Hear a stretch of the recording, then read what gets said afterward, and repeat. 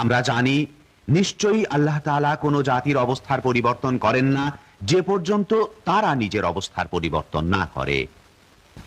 সকলকে কোদাল দিয়ে মাটিতে নামতে হবে, পানির বন্দোবস্ত করতে হবে, হাতে কোদাল, খাল কাটো। খাল খনন কর্মসূচির উদ্বোধন করে শুরু করলেন বিপ্লবের প্রথম পর্যায়।